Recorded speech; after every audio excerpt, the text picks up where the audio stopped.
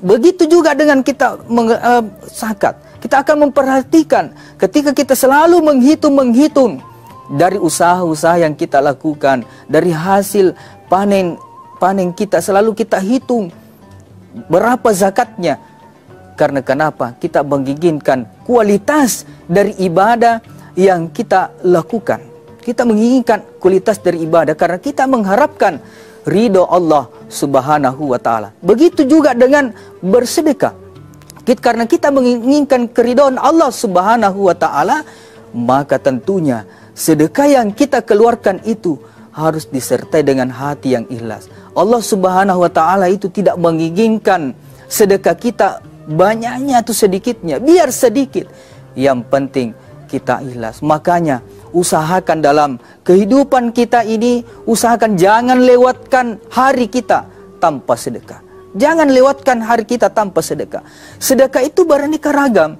Bisa bersedekah berupa uang. Kalau tidak ada uang kita bisa bersedekah berupa pakaian.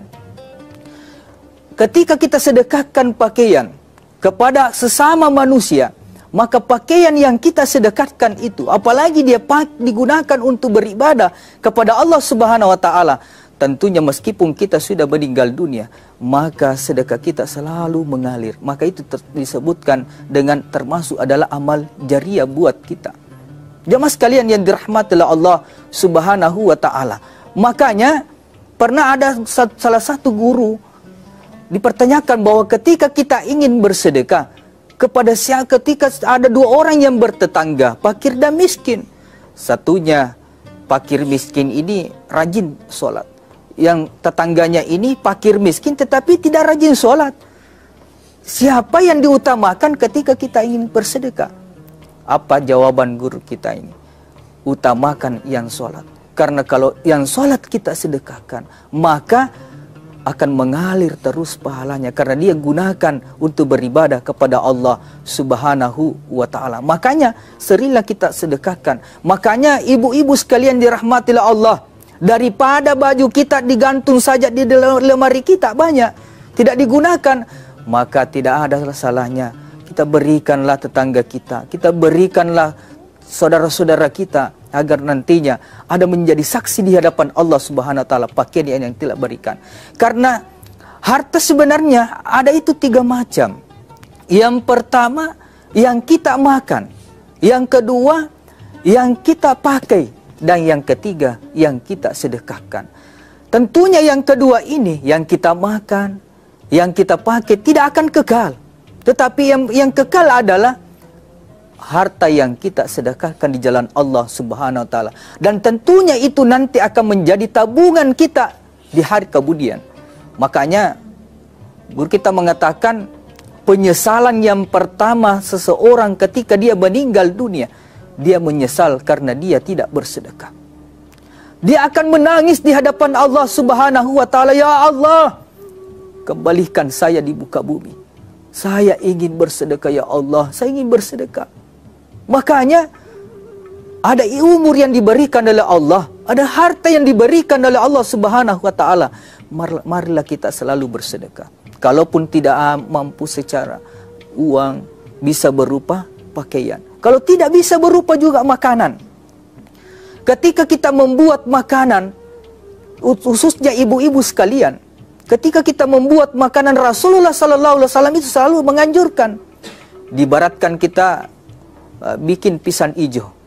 Meskipun pisangnya 3, tapi kita membuat airnya ada 5 ember ibaratnya airnya. 5 ember ibaratnya airnya. Artinya, meskipun hanya sepotong saja pisang kita berikan tetangga, tetapi 1 baskon airnya. Begitu Rasulullah SAW menganjurkan kepada kita bagaimana kita ingin selalu berbagi. Kenapa yang itu kita perhatikan? Tadinya karena kita mendapatkan ridha Allah Subhanahu wa ta'ala.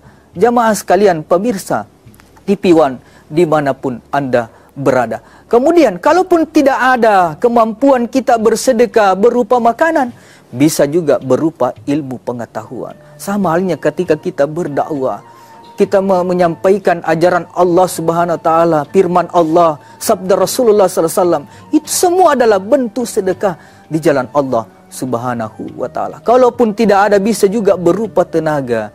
Ketika kita melihat ada orang ingin angkat sesuatu dan tidak ada kemampuan yang bisa kita bantu, marilah kita hidupkan gotong royong di masyarakat kita. Itu semuanya adalah bentuk sedekah di jalan Allah Subhanahu wa ta'ala. Maka jamaah sekalian yang dirahmati oleh Allah Subhanahu wa ta'ala, maka dari itu kita harus menghadirkan atau menanamkan di dalam hati kita ini namanya motivasi dalam beribadah, sehingga kita memiliki semangat dalam beribadah, baik itu ibadah wajib maupun ibadah sunnah. Ibaratnya kehidupan kita di dunia ini, ibarat kenapa orang tidak mengenal lelah, tidak mengenal terik matahari, tidak mengenal namanya hujan untuk bekerja. Karena kenapa? Kadangkala ada upah, ada keluarga kita untuk dihidupi, maka dari itu dia termotivasi untuk bekerja.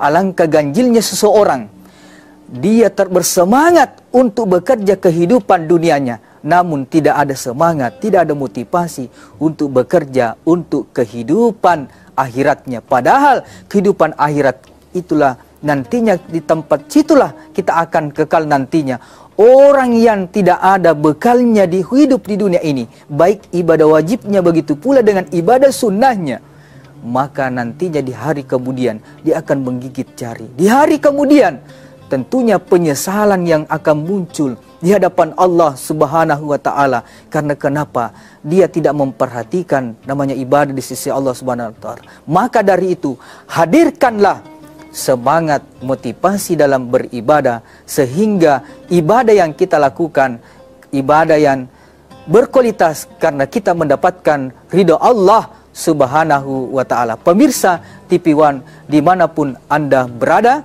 mudah-mudahan ada manfaatnya saya sampaikan. Lebih dan kurangnya mohon dimaafkan. Wabillahi taufik wa sa'adah. Wassalamualaikum warahmatullahi wabarakatuh.